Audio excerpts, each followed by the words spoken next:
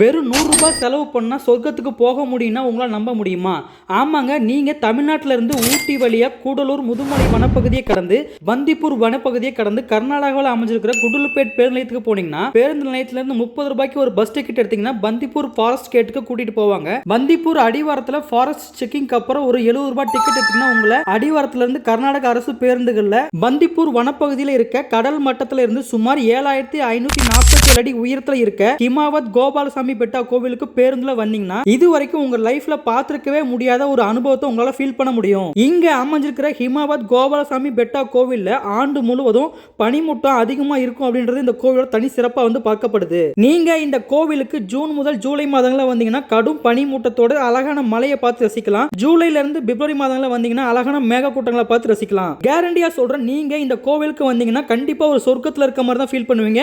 எனக்கும் அப்படிதான் இருந்துச்சு. இந்த கோவிலை விட்டு கீழே இறங்கிறதுக்கு மனசே வரல. நீங்க தமிழ்நாட்டுல எங்க இருந்தாலும் கர்நாடகாவில் அமைஞ்சிருக்கிற குண்டல்பேட் பேருந்து நிலையத்துக்கு வந்துருங்க. அங்க இருந்து 30 ரூபாய் டிக்கெட் எடுத்தீங்கன்னா ஃபாரஸ்ட் கேட் கூட்டிட்டு போவாங்க. ஃபாரஸ்ட் கேட்ல இருந்து 70 ரூபாய் டிக்கெட் பே பண்ணீங்கன்னா உங்களை மேல இந்த மலைக்கு கூட்டிட்டு வருவாங்க.